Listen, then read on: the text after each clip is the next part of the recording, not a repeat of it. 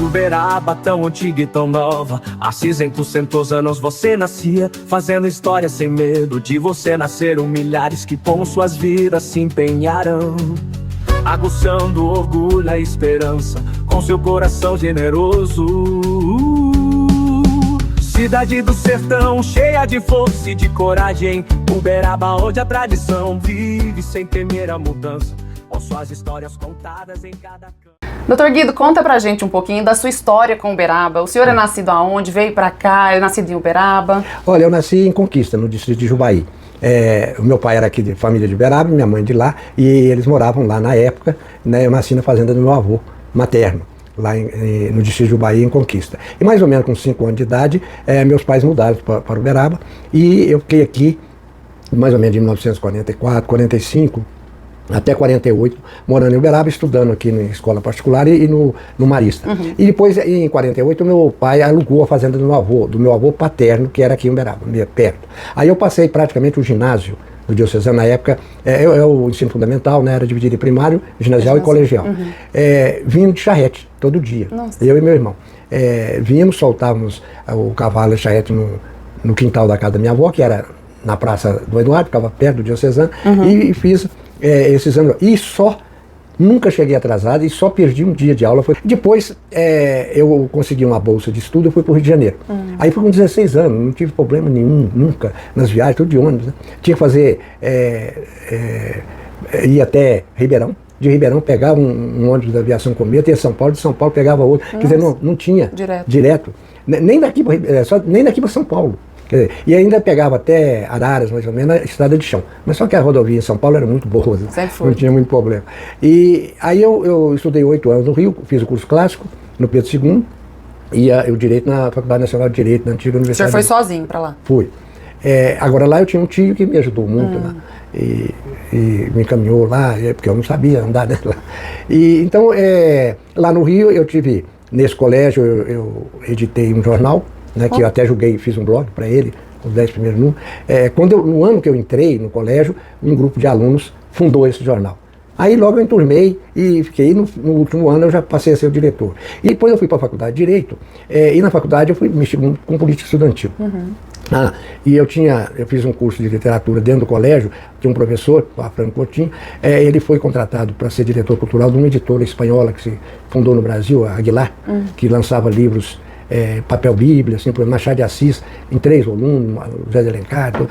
Aí antes de sair do colégio, eu já fui convidado para trabalhar na editora. Aí eu trabalhei na editora uns 3 anos, todo dia, né, aquele horário. E ainda fazia muita política estudantil. Eu fui até presidente do partido político dentro da faculdade.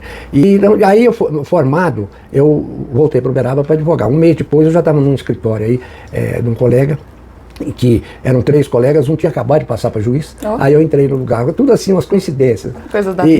Esse colega, depois ele mudou-se daqui, até fez concurso, foi juiz do trabalho em Mato Grosso, hoje ele está em Brasília, já aposentado. Ele era muito conhecido aqui, inclusive era vereador, foi cassado em 64, foi o único cassado. Então tem toda uma história assim. Aí em 63 eu comecei a advogar e não parei mais. Depois eu fui dar aula na faculdade, fui diretor da Faculdade de Direito e diretor da Ordem, não presidente, mas secretário. Na hora que eu ia candidatar a presidente, eu fui para presidente da Academia de Letras, do Triângulo Mineiro. Uhum. Então é mais ou menos isso. Guido, conta pra gente, então, o que o senhor viu de mudança ao longo de todos esses anos aqui em Uberaba? Pois a mudança foi muita, né? Que acompanha o país, né? Uberaba reflete tudo o que acontece no país de modo geral. Uhum. O que eu notei mais, assim, nesse aspecto de edição, é que, por exemplo, quando eu editava esse suplemento corregatório, eu tinha dificuldade de colaboração, de matéria, para preencher o jornal, o suplemento. E hoje não. Hoje na época também nós não tínhamos as universidades, Uberaba era umas 10 vezes menor que hoje. Então, e a população de professores aumentou muito, né, diversificou. Já tínhamos aí, na Faculdade de Medicina, que era federal, tinha um corpo médico científico, mas era a parte mais científica, né? Eles não escreviam praticamente. E outras coisas é que, antigamente todo mundo conhecia todo mundo, né? E a cidade girava em torno do centro. Uhum. Não existia esses bairros assim, igual hoje. Aí com o tempo a coisa foi diversificando, ampliando a cidade e os costumes, tudo foi mudando, né? Com a introdução da tecnologia, então, acabou com o cinema cinema de rua, por exemplo. Cinema de rua era uma coisa importantíssima, principalmente para a juventude. A juventude não abria mão mesmo, gerações passaram aqui em cinema. Eu lembro o Zé Mendonça, numa passagem dele, ele falou: o cinema Triângulo foi o cinema da minha geração. Quer dizer, você vê, marcava. Porque Uberaba teve vários cinemas antes do sonoro e depois aí inaugurou com o Cine São Luís a época do cinema sonoro em 1931. Mas antes eram os cinemas todos mudos, né? Mas eram importantíssimos para um evento a juventude, principalmente. Porque os mais idosos não tinham hábito, né? A juventude é que pega a coisa andando. Como está acontecendo agora com essa tecnologia toda. Agora, na época lá que eu editava o suplemento, por causa dessa falta, alguém me falou, se não me engano foi até o Edson Prata, que na prefeitura existia um livro sobre a história de Uberaba. Aí eu fui lá, era o Lúcio Mendonça, que era um escritor e era o diretor-geral da prefeitura, e isso ficava guardado na mão dele. O Ideobrando tinha sido contratado pela prefeitura em 1930, na prefeitura do Guilherme Ferreira, para escrever uma história do Uberaba. Ele escreveu, entregou lá e ficou isso, inédito lá, manuscrito. Ele me cedeu, eu falei, aqui deve ter alguma coisa, minha curiosidade era sobre a literatura em Uberaba. A gente não sabia nada do passado, né? Se tinha passado. Aí eu procurando lá os livros e tal, tinha lá um capítulo sobre o intelectualismo em Uberaba. Na época eles usavam muito essa palavra, intelectualismo. O intelectualismo em Uberaba conta tudo. O Ideobrando foi formidável. Aí eu publiquei aqui, o retrato dele, introdução. Aí, com o Edson Prata, que era na academia, e eu no suplemento, nós resolvemos tentar publicar esse livro. Porque a prefeitura tinha lá e não publicou. E acabamos publicando. A prefeitura ajudou, metade do orçamento, a outra metade foi vendido. O Edson era muito prático, ele era do Banco do Brasil, tinha um escritório de advocacia e era muito pragmático. Ele vendeu já antes o livro, depois era só entregar e receber. E foi um sucesso o lançamento no Jockey Club, com muita gente. Veio o filho do Ideobrando, que era procurador-geral do Estado, e foi e vendeu tudo, o livro. Hoje ele está em blog, nós conseguimos colocar em blog, porque depois ele teve uma segunda edição, e isso esgota logo e some, né? Livro de papel está tendo esse problema, a dificuldade de achar. Nós perdemos já muitos livros aqui em Uberaba.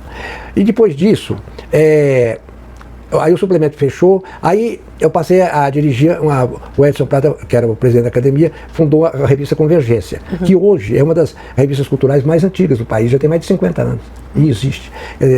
Hoje é raríssimo uma revista, um periódico cultural mais antigo, tem no Rio um ou dois. Aí eu fui dirigir essa revista, dirigi durante uns 3, 4 anos, fui presidente da academia também, e lá eu publicava, eu fiz pesquisas, aí a gente adquirimos uma coleção do Almanaque Uberabense, que era um almanaque que foi editado aqui no fim do século XIX e começo do século XX, com matérias importantíssimas. E tudo que era mais importante cultural foi republicado nessa revista Convergência. Aí eu passei a escrever poesia. E, com o tempo, tive um problema de espaço para publicar, né? Aí resolvi editar uma revista de poesia. Aí lancei em 80 a revista Dimensão, que era para durar pelo menos uns 10 anos, acabou durando 20. E ela se desenvolveu tanto que depois eu cheguei já a distribuir para 60 países. E publiquei 631 poetas de 31 países. Eu tinha um intercâmbio. Depois eu coloquei uma seção de visual. Visual é a 8ª arte, uma arte nova que surgiu justamente nessa segunda metade do século XX. Aí quando eu comecei a publicar visual, aí abriu a perspectiva de eu mandar para o mundo inteiro. Pelo menos a seção de visual não tinha problema, né? Porque a outra tem um obstáculo da língua. E aí eu participava de... foi uma febre isso no mundo inteiro. Exposições de visuais. E eu mandava a revista, porque eu comecei a publicar visual nas capas também. E aí a revista era exposta. Eu tenho aí da Europa, Estados Unidos, aqui do Brasil, os catálogos, todas as... Eu participava de tudo. Vivia acompanhando, né? Então eu lancei essa revista durante 20 anos e... quando chegou em 95, era o centenário do cinema. Eu falei, eu não posso deixar passar isso em brancas nuvens, né? Como eu dava até um curso na década de 60, eu fui rever os esquemas, né, eu guardo tudo, os esquemas do curso, vou publicar isso, acabei escrevendo um livro, 80 anos de cinema, para pegar no cinema. Aí eu lancei os 100 anos de cinema. O Brasil ia ser um capítulo, mas quando eu vi, tinha muita matéria, eu lancei um outro livro, 100 anos de cinema brasileiro. E depois, aconteceu uma coisa assim, muito interessante, são as coincidências. Eu ia todo sábado, domingo em clube de campo, passava a manhã inteira tomando sol. Aí eu comecei a ler que o sol estava dando câncer na pele. Aí não fui mais. Aí, eu peguei câncer na pele. Mas foi superficial, foi combatido. Mas você vê que o negócio é brabo, né? Pessoal, nosso. E com isso, eu passei aí para a minha biblioteca. Porque a minha biblioteca cresceu, eu tinha um arquivo de jornal, eu tive que colocar fora do meu apartamento e pus lá no Geraldino. Eu ocupo 3 salas lá. de arquivo e biblioteca. A biblioteca foi crescendo muito também. E aí eu passei, ao invés de ir no clube, eu ia para a biblioteca. Aí eu cheguei, eu tinha visto ou revisto um filme do Hitchcock na sexta-feira, chegou no sábado, porque quando eu ia para o clube de campo, eu não mais ia para a sala, né? Aí eu sentia que uma necessidade de uma ideia que surgiu naquele filme que eu vi. Eu falei, vou escrever uma síntese do que eu estou sentindo para conservar. E escrevi isso umas duas vezes. A terceira já saiu um artigo. E aí não parei mais. Escrevi mais de 1.100 artigos de cinema, publiquei. Aí comecei a publicar, depois de ter publicado os 2 livros sobre a história, instituí uma coleção, ensaios de crítica cinematográfica. E lancei o primeiro volume em 99. E depois lancei esses anos todos. Até o ano passado eu encerrei com um livro. Aí passei a fazer crítica de cinema. E a poesia já tinha passado a época. Eu resolvi terminar. Foi programado, do jeito que foi programada a criação da revista, foi programada a sua extinção. Inteirei 20 anos, 30 números. Anunciei que ia acabar, eu protesto e tal. Até no México saiu o protesto. Aí eu encerrei. Eu já estava publicando livros, né? Porque a revista estava me atrapalhando a escrever. E na revista eu era um editor, não era. Publicava uma vez algum poema. E aí encerrei. A revista que já também não tinha mais sentido. Tudo que tinha de novidade, a poesia contemporânea, a mais avançada, o visual, tudo eu já tinha publicado. Eu ia continuar. E isso também acabou esvaindo, subiu. Daí entrou a internet. A internet foi um arraso, né? Na ponto de vista cultural, no começo. E aí eu comecei, virei para o cinema. Agora, bom, quando chegou em 2017, aí já não estava vendendo mais livro de cinema. Eu tinha, até distribuidores me procuravam, porque não existia no Brasil. O único crítico de cinema que publicou livro fui eu. Sério? O de São Paulo tinha um famoso, ele não publicou um livro. Depois que ele morreu, a Embrafilme publicou um livro dele com a coleção. No Rio de Janeiro tinha um crítico muito famoso, que ele diariamente no Correio da Manhã, que era um jornal importantíssimo. E ele também não publicou livro. Depois que ele morreu, os amigos selecionaram uns 70 artigos dele e publicaram um livro. Eu publicava, né? Aí eu fui até convidado, o Cangaceiro, foi um filme que fez muita...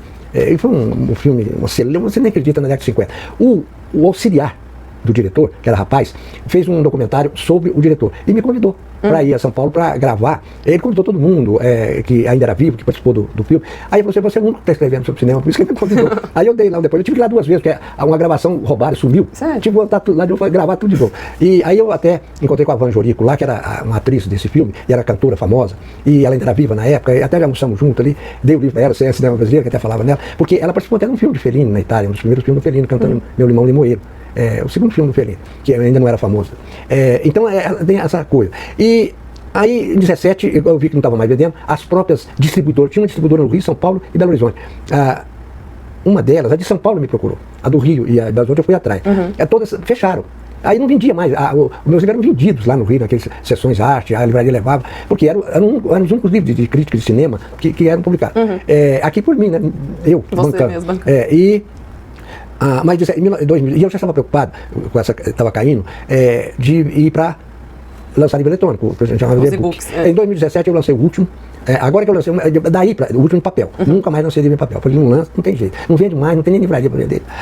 Aí comecei a criar um blog meu, já publiquei 60 livros no blog. Que isso? Em 5 anos.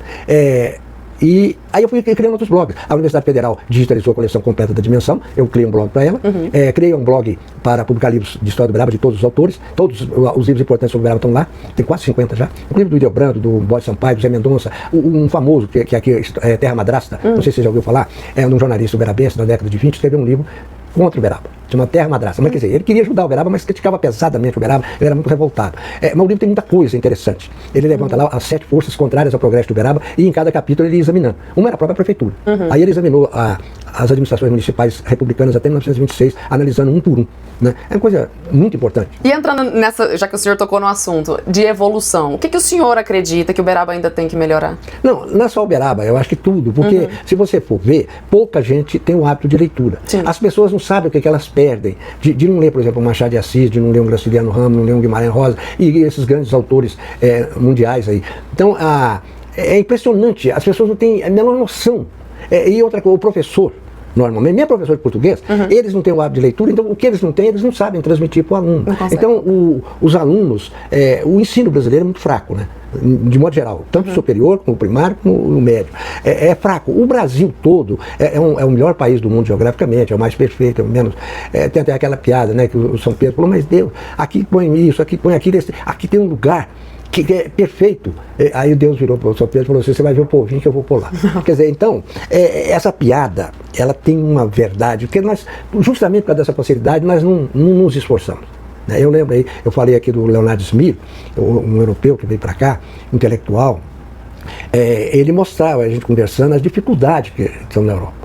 Tudo era medido. Ele ia de 2 em 2 anos lá para visitar a mãe. Eu falei, não tem vontade de voltar? Ele falou, não, queria ficar aqui. Quer dizer, e ele já veio adulto para o Brasil. Você vê como é que isso aqui é, né? Então nós temos o brasileiro, ele não se empenha, sabe? Ele não dá aquilo que ele poderia dar, ele dá o mínimo para sobreviver e viver. Não se esforça. Então não lê, não estuda, não tem interesse em saber. Isso é que eu fico assim abismado, como as pessoas não têm o interesse em saber. E agora com a tecnologia parece que não, mas a tecnologia até favorece também, né? O problema é a gente, né? Do meio que usa. Agora a tecnologia, vamos dizer, dominou, as pessoas ficam só com bobageira, né? A gente vê lá e aquilo atrai. É o tal facilitário, aquilo não obriga a pensar, não exige esforço. Eu acabei de ler um livro agora, 400 páginas, um livro pesado assim, você tem que ler. Entende? Agora você vê, então é uma coisa que é um fenômeno Uberaba. Eu, por exemplo, no meu relacionamento, tem 1 ou 2 pessoas só que leem. Entende? Você não pode parar de ler, tem tanta coisa espetacular. Quanto mais você lê, você vai sabendo, né? Eu tenho um filho, por exemplo, que só lê obra-prima. Então leu já tudo, ele vai atrás dos grandes romances universais, fica lendo. É muito pouca gente que lê, que tem interesse, eles não entendem como o conhecimento, o saber é bom, é importante, essa curiosidade. Então nós temos isso aí. Bom, mas aí, além de não parar de ler, eu com 12 anos já tinha lido o melhor livro de aventura que existe, de um alemão, passado no oeste dos Estados Unidos, onde ele nunca foi. Mas é o melhor livro sobre o oeste, não tem dúvida, chama Winnetou. Ele é famoso. Eu li isso com 12 anos, sim. Mas é porque eu já tinha curiosidade, eu vivia tanto lá na Fazenda Nova, onde eu nasci, tinha biblioteca, como eu estudava Marista, levava livro, e aqui em Uberaba, eu vivia pulsando na biblioteca. E lendo, e puxando. E lá eu vi aquele livro e fui ler. Tinha na capa índio, né, e tal, a gente era empolgado com o faroeste. Aí com 12 anos eu li aquele livro todinho e fiquei abismado. Teve os grandes jornalistas brasileiros, o Eni Ventura e outros, chegaram a fundar na década de 70 um clube dos leitores do Karl May, que é o autor. Pra você ver a importância. Uma vez eu era da Uniub, fizemos um jantar, veio um diretor do Ministério da Educação, daquelas diretorias, e conversando lá surgiu a conversa, eu falei, eu já li 3 vezes. Ele falou, eu já reli 10. Eu já li 3 vezes o livro, eu estou programando uma 4ª. É tão empolgante que é esse livro. Então você vê, com 12 anos, você já estava lendo. Agora, o sujeito tem 30 anos e às vezes nunca leu um livro. Quando leu, porque eu fui professor, aí a Uniub, o Mário Palmeira, quando fez a reforma em 72, ele colocou português no primeiro. Porque aí passou de ser anual, semestral. No primeiro semestre de cada ano, português. E foi eu e o Edson Prata que fomos convidados para dar aula. Aí nós dividimos, o Edson Prata dava, nem sei o que ele dava, eu fiz um programa. Falei, não quero nem saber de programa oficial, e isso não era... De universidade, eu vou fazer o meu. Eu vou fazer o meu. Eu dava até aula de cinema, dentro do curso de português.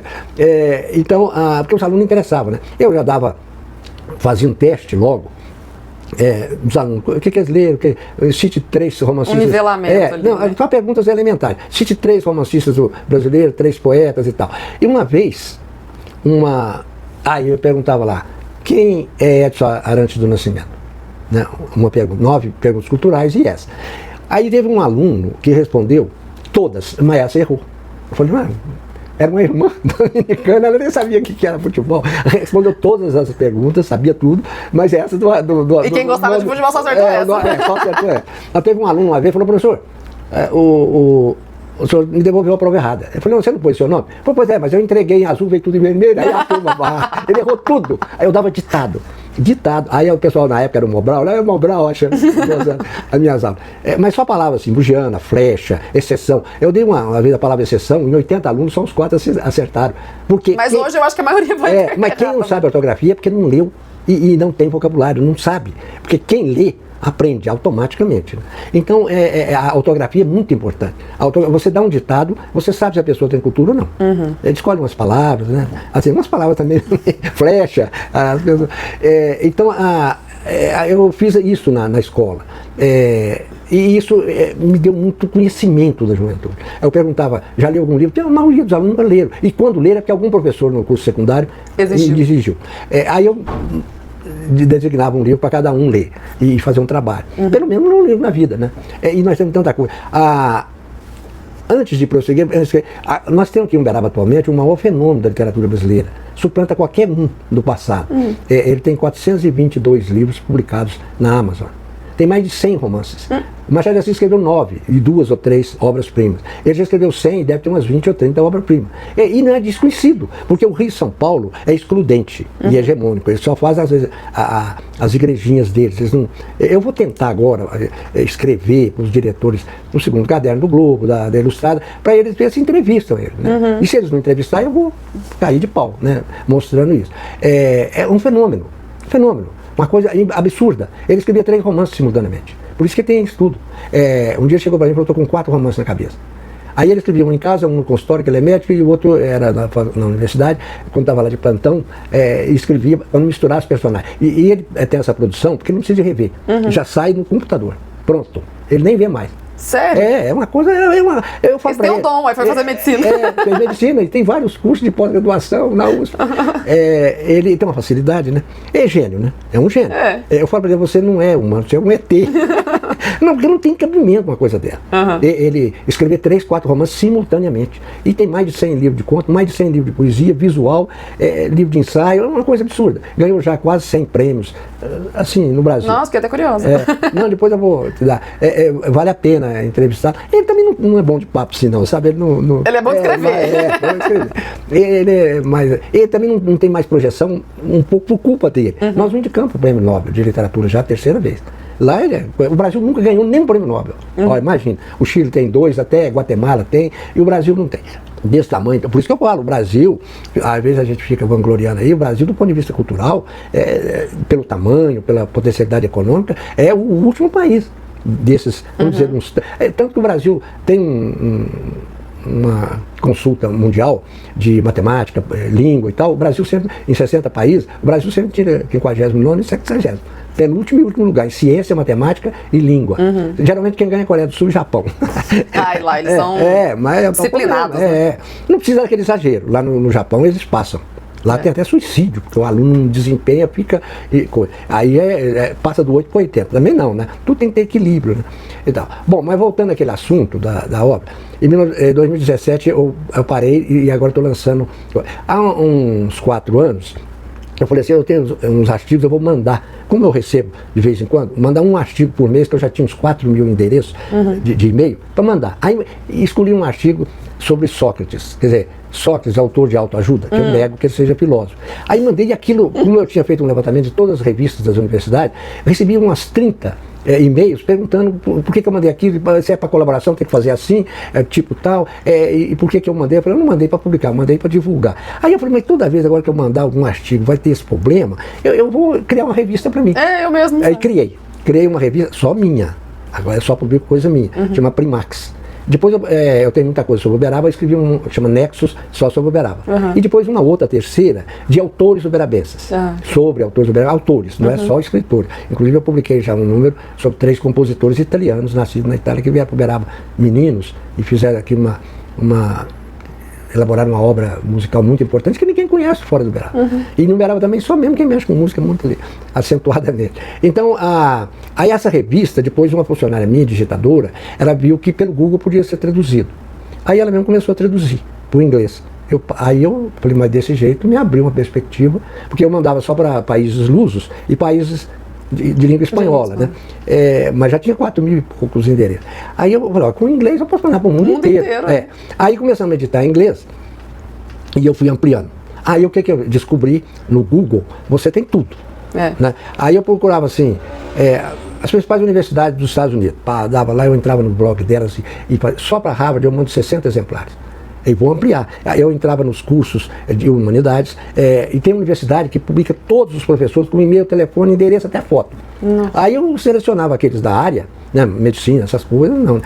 E cadastrava. Hoje eu estou com mais de 21 mil endereços, eu mando. Eu mando um exemplar, eu não mando para já mando um exemplar em português para os países lusos, espanhol para a latino-americana e Espanha, e o inglês para o resto do mundo. China, entrei nas universidades chinesas. Por quê? O Google, você tem a tradução Simultâneo. Passa para o português. Eu tive um problema, porque aí traduzia também o e-mail, né? Traduzia o e-mail, aí eu voltava, aí eu via o que era, voltava lá, copiava o e-mail original. Menos o da China e Japão, esses países, que aí tem que ser em inglês, porque não tem cabimento aquilo lá para nós. E aí eu mando para todo lado. E fico muito surpreendido. Eu tenho 9 blogs, 6 tem mais acesso nos Estados Unidos que no Brasil. E tirando essa revista, o resto lê em português. Por quê? Tem muita gente de fora, né? Não sei, as universidades dos Estados Unidos, eu já tinha contato com elas por causa da dimensão, eu recebia até carta de brasilianice lá em português, que era professor de português e literatura, eu obtive, porque tem pelo menos umas 15 universidades dos Estados Unidos que tem departamento de língua e literatura portuguesa e brasileira. Então eu acho, eles são muito, uma vez veio um professor, 2 já, um da Yale, que é a segunda universidade, teve aqui em Uberaba, até fez palestra, e um outro que eu fui encontrar em Santa Catarina. Ele veio, ele lá no Chile, ele andou viajando para conhecer, para entrar em contato com os poetas. Lá no Chile me mostraram a minha revista para ele. Aí ele veio no Brasil e me procurou. E por coincidência ele estava convidado da Universidade Federal de Santa Catarina e eu estava passando férias lá, encontramos lá, até porque poesia dele e tal, conversamos, ele falava português, e aí depois eu dei os nomes de poetas, e ele saiu nas principais capitais para entrar em contato com a poesia brasileira. Depois ele desapareceu, aí ele foi para Espanha, parece que dá aula lá, e aí nós fizemos contato, aí também eu encerrei a revista. Então você vê, o mundo ficou pequeno. Você fala da tecnologia, mas você sabe aproveitar a tecnologia, né? Aí eu entrei não só nas universidades, eu entrei também nos jornais. Quais são os principais jornais, por exemplo, de qualquer país? Indonésia, Paquistão, dá todo mundo, tudo tem blog. Você entra no blog, jornal, então é mais fácil, porque você pega 2 ou 3, vamos dizer, cadastros só, e-mail. Agora na universidade você vê, então a universidade de Varsóvia, mas 99. Eu tinha inteirado 100, eu falei, opa, 100, vai. Não, mas um estava repetindo. Aí para 99 eu deixei. A universidade lá da Polônia, entende? Então, eu entrei em todas as universidades principais do mundo. Na Índia, por exemplo, o vice-presidente da República recebe a minha revista. Ele é professor, tem lá, e ainda fala que ele é vice-presidente, ele é pró-reitor da universidade. Então, é uma coisa fabulosa você entrar ali e pesquisar e tal. Aí eu trazia para cá, porque eu não mexo com não dá mais, né? Eu me recusei. Eu era datilografava tudo meu, até as petições como advogado. Depois o serviço aumentou muito, a gente tinha que contratar. E com o computador eu não quis. Paguei até curso aqui para todo mundo, até para minha funcionária. Mas eu não quis para não perder tempo com a maquininha. Eu escrevo à mão rapidamente e elas depois habitua com a letra, né? E digita. E aí eu corrijo e tal. Aí na hora de corrigir é bom, porque você modifica e tal. Já dá então hoje eu estou assim, com essas 3 revistas e uma mandada para 140 países.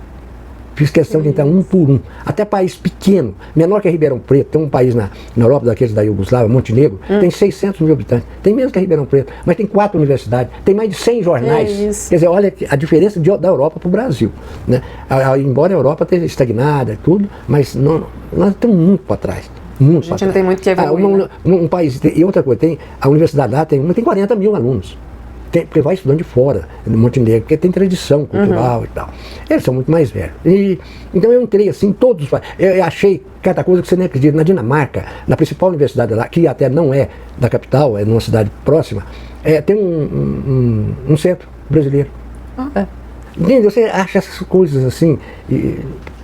Nos Estados Unidos eu achei também umas 2 coisas referentes ao Brasil, mas só 2 coisas. Agora sobre a China, nas universidades dos Estados Unidos, quase que todas têm. A China está se tornando uma potência enorme, ultrapassando os Estados Unidos. E eles estão muito curiosos com a China, todo mundo tem curiosidade com a China.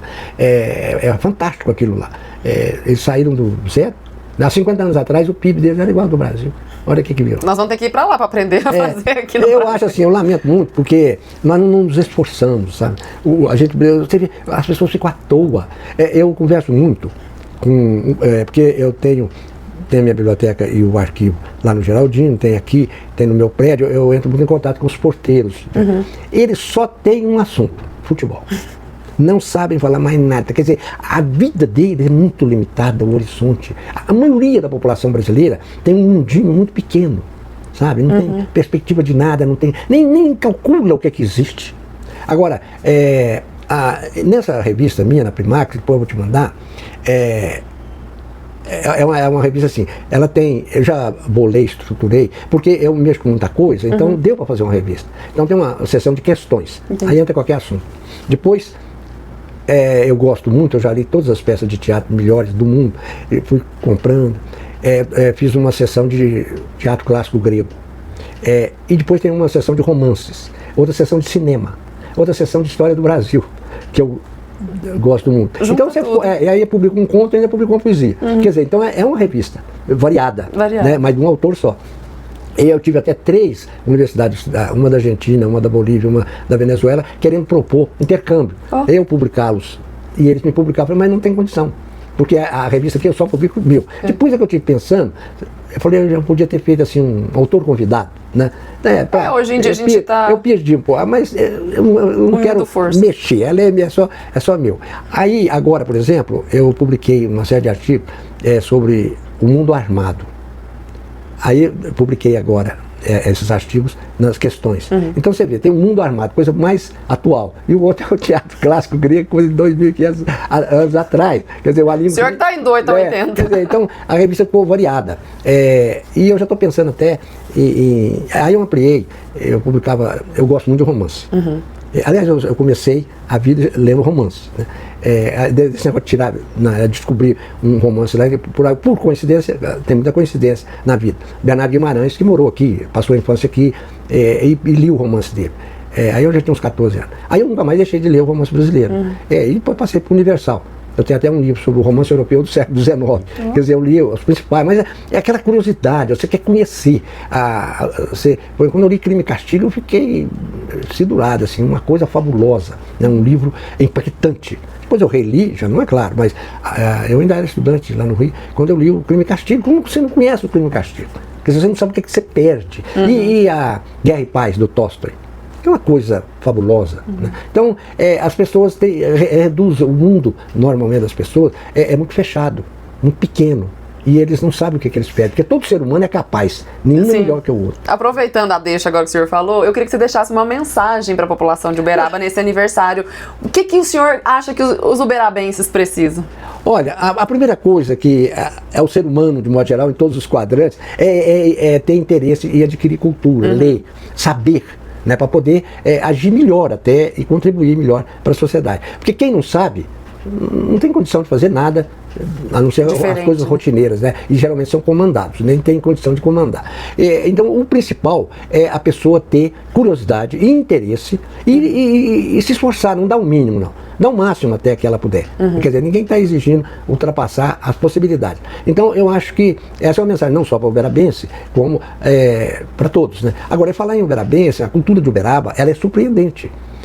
Eu escrevi uns livros de história de Uberaba e cheguei. A história de Uberaba assim, em si é empolgante. As coisas, porque Uberaba ficou numa posição muito sui generis, a única no Brasil, que era um ponto, o polo avançado da civilização no Brasil Central. Quer dizer, nós tínhamos Goiás Velho e Uberaba. E Uberaba centralizou, por exemplo, as irmãs dominicanas, quando elas vieram colocar a matriz no Brasil, elas vieram direto da Europa para Uberaba. Já na Europa, eles já marcaram que era Uberaba e vieram para Uberaba. Por exemplo, quando as tropas brasileiras foram atacar o norte do Paraguai na guerra, aquela guerra insana, né, que foi uma insanidade, se concentraram em Uberaba. E daqui é que se organizaram, vieram de vários lugares do país, se concentraram aqui e foram atacar o norte do Paraguai. Foi um vexame, deu a retirada da Laguna. A única coisa que deu o livro, né, a retirada da Laguna do Visconde Toné. Aliás, os 2 principais livros do Visconde Toné é esse ensaio, A Retirada da Laguna, e um romance que ele escreveu da Inocência, que é um caso que aconteceu aqui, porque ele ficou 2 meses aqui, contaram para ele, e ele escreveu um romance, que realmente é o melhor romance dele, porque os outros nem merece ser lido, mas eu já li. Então, ele tem muita ligação com Uberaba, porque ele escreveu muito sobre Uberaba. E o padrinho, por exemplo, da Inocência, ele deixou pelo próprio nome, que era um advogado aqui, Major Cesário, que era compositor musical, era historiador, era jornalista. Ele escrevia permanentemente para jornal. E era advogado. Então Uberaba tem coisas assim que as pessoas ficam surpreendidas. Um dia desse eu estava comentando, falei, em 48, Uberaba tinha 1.500 habitantes, 1/3 era de escravo, não tinha luz elétrica, não tinha nada. Era socada aqui, cercada de índio aí. Vieram 2 médicos suecos e ficaram aqui em Uberaba durante mais de 2 anos. Um, inclusive, era um cientista, que fez muita pesquisa aqui e descobriu 70 plantas medicinais. E mandou tudo para a Suécia. Inclusive a coca, que é em Veríssimo. Entende? Como se explica isso? Né? É a posição da cidade. Ela atraía as pessoas. Eu tinha, por exemplo, uma informação que um grande gramático chamado Lomba, Leonel Teixeira Lomba, tinha estado em Uberaba. Pedi para um rapaz aí que tem muita facilidade, ele pesquisa tudo, ele não achou nada. Não, ele não teve em Uberaba. Mas aí, teve um médico. Uberaba tem coisa surpreendente, só tem em Uberaba. Talvez até no mundo. Uberaba tem um médico aí, ele está com 94 anos, meio doente, mas está lúcido. Tá? Ele escreveu o Diário de Uberaba. Tem mais de 20 mil páginas, tudo sobre Uberaba, ele pegava diariamente e escreveu. E punha lá, tudo, esporte, vida social, tudo. Tem mais de 20 mil páginas, 19 volumes. Aí eu falava com ele, ele falava, me dá isso aqui que eu vou publicar. E abri um blog só dele. Está lá com os 19 volumes, completo, você pode olhar. Coisa impressionante. Qual é a cidade que tem isso? No Brasil, tenho certeza, nenhuma tem. Agora, no mundo também acho difícil, mas não é impossível, né? Se o Uberaba teve. Então, o Uberaba tem essas coisas, tem esse médico que eu estou te falando, e esse outro é médico também. Então, por exemplo, nenhuma cidade do Brasil tem uma história da medicina como o Uberaba tem, que é um médico também que escreveu. 9 volumes, tem tudo. Tem mais de 200 biografias de médicos, todos. Tá no blog também? Não. Um volume tá. Os 5 primeiros volumes foi editado em papel. O 6º eu editei. Os outros 4 estão lá no arquivo público, eu editei o 6º volume no blog, da bibliografia sobre o Uberaba. E planejo publicar os outros, mas é muita coisa, sabe? Eu estou querendo publicar também os discursos do Leopoldino de Oliveira. Leopoldino de Oliveira foi um gênio, uma coisa fabulosa, morreu com 37 anos. Olha aí, a avenida principal. Ele foi prefeito de Uberaba e deputado federal ao mesmo tempo, na época era possível. Nas férias parlamentares ele vinha reassumir aqui, e o vice era contra ele, então ainda tinha essa dificuldade. E ele é um gênio. Então tem os discursos dele, eu só encontrei 2 autores com o mesmo vigor estilístico, que é Homero e Euclides da Cunha. E ele. Então eu já tenho quase todos os discursos dele. Agora para publicar tem que conferir, é um problema. Digitar, né? A digitação é que é problemática, você tem que digitar, tem que conferir e tal. Demora demais.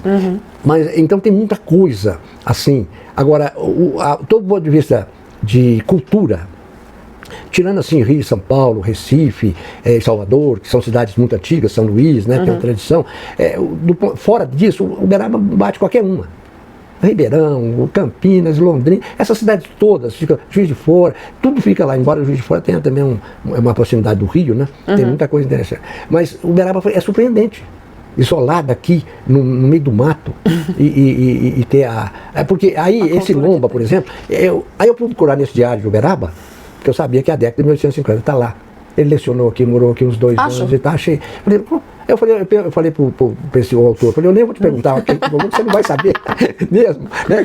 Eu mesmo tenho muita coisa que eu ganhei, e coisa importante que eu não sei quem deu, nem quando, como e porquê. Então, agora, eu tenho uma coisa, é o problema de você ter curiosidade. Um dia, eu era estudante ainda no Diocesano, peguei um jornal e li um artigo sobre o Graciliano Ramos. Ele tinha acabado de morrer. Claro que eu nunca tinha ouvido falar em Graciliano, nem meus professores também, eu acho que tinha. Eu li aquele artigo, falei, gente, aquilo, sabe, eu não posso perder esse artigo, e guardei. Hoje eu tenho milhares de recortes, de todos os assuntos. Eu nunca parei. Mesmo morando no Rio, eu fazia, sempre li muito jornal, né? No Rio eu lia um matutino e um vespertino. Um matutino da UDN e um vespertino do PTB, do Samuel Weiner, que eu até conheci pessoalmente, que eu ia muito lá quando eu era estudante, ia muito na última hora. Eu assisti o Nelson Rodrigues, porque o Nelson Rodrigues tinha uma coluna diária, A Vida Como Ela É, que eram historinhas.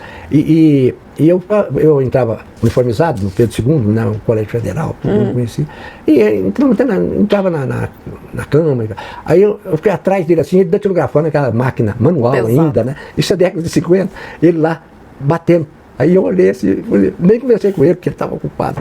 A gente é estudante, né? Uma vez eu e mais 2 colegas entramos na Embaixada dos Estados Unidos, que ainda era no Rio, o Rio ainda era a capital, não tinha ninguém, nós fomos entrando. Chegamos no segundo andar, quando nós estamos no segundo andar, aí chegou a segurança. O que você está fazendo aqui? Não, aí estava aberto, nós estamos entrando aqui. Aí nos identificamos e tal, estudante lá do Pedro II. Doutor Guido, eu vou encerrar a nossa entrevista e eu queria te agradecer muito por ter recebido no Jornal de Uberaba. Foi um prazer ouvir todas as histórias do senhor e eu espero ouvir mais, né? E eu quero os blogs todos que o senhor vou te trazer. O senhor me manda. E muito obrigada pela presença. Eu que agradeço essa oportunidade também da gente poder falar e expor aí um pouco. Muito obrigada.